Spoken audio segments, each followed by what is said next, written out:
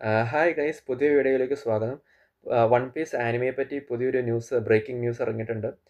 26 വർഷത്തെ അല്ലെങ്കിൽ 25-26 വർഷത്തെ ചരിത്രത്തിനിടയ്ക്ക് ആദ്യമായി വൺ പീസ് സീസൺ ബേസ്ഡ് ആനിമയാകാൻ പോകുന്നു. അപ്പോൾ 2026 മുതലാണ് ഇനി ആനിമയായിട്ട് മാറുന്നത്. സീസൺ ബേസ്ഡ് ആനിമ, അതായത് സീസണൽ ആനിമയായിട്ട് മാറുന്നത്. അപ്പോൾ അടുത്ത വർഷം 2026 മൊത്തം 26 എപ്പിസോഡ് ഇറങ്ങും. അതും 13 എപ്പിസോഡ്സ് വീതം, അങ്ങനെ 2 പാർട്ടായിട്ടായിരിക്കും ഇറങ്ങുന്നത്.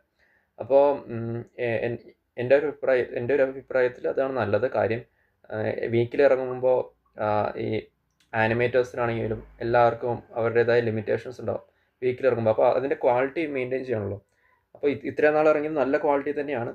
അപ്പോൾ പക്ഷേ ബാക്കി കുറേ ആനിമീസ് ഒരു ബെഞ്ച് മാർക്ക് പലപ്പോഴും, ഇപ്പം ഉദാഹരണം പറഞ്ഞാൽ ഡീമൺ സ്ലെയർ ആണെങ്കിലും കുറേ ബെഞ്ച് മാർക്ക് വെക്കുന്നുണ്ട്. ഇപ്പോൾ പുതിയ ഇൻഫിനിറ്റി കാസിൽ ആനിമേഷൻ മൂവിയൊക്കെ.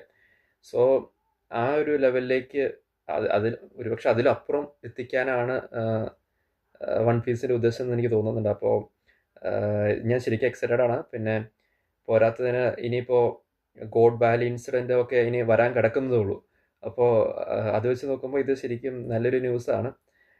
സോ നിങ്ങളുടെ അഭിപ്രായം എന്താണെന്ന് വെച്ചാൽ അത് കമൻറ്റിൽ രേഖപ്പെടുത്തുക. Okay guys, by.